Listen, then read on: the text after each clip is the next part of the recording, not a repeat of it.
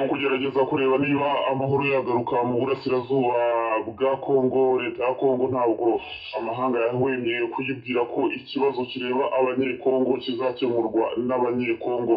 Guverinoma ya Repubulika Iharanira Demokarasi ya Kongo ikaba yaremereye mu nama yabereye i Rwanda muri Angola. Bakaba rero ku munsi w'ejo barasinye amasezerano yemera ko leta ya Kongo igiye gusenya umutwe witwaje intwaro wa FDLR. Uyu ni umutwe uhangayikishije leta y'u Rwanda kuko ugizwe n'abasize bakoze jenoside yakorewe abatutsi mu Rwanda muri Mata 1994.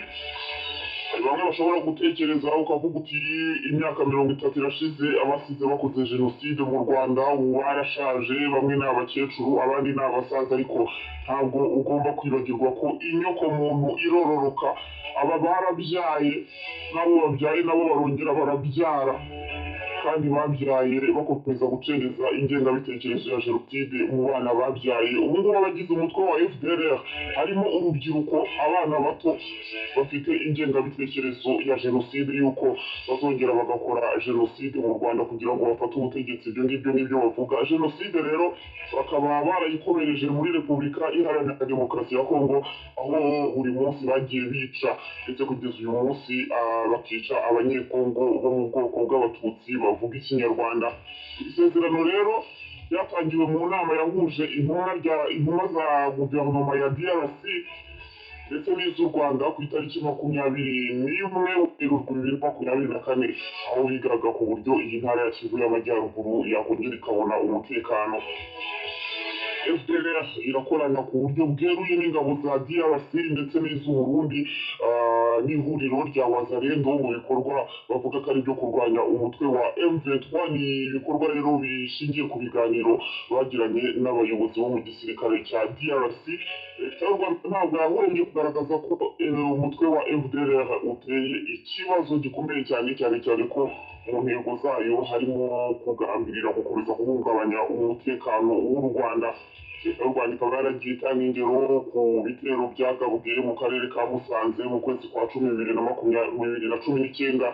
Hari ibisasu warashe yo muri Werurwe, Gicurasi na Kamena 2022 ifatanyije n'ingabo za DRC, ndetse n'ibindi bikorwa birimo amagambo ahembera ingengabitekerezo ya jenoside ikomeza kugaragazwa n'abagize uyu mutwe wa FDLR. Nk'uko bigaragara rero mu itangazo ry'imyanzuro y'iyi nama y'u Rwanda yashyizweho umukono na ba minisitiri b'ububanyi n'amahanga w'u Rwanda, uwa DRC ndetse n'uwa Angola.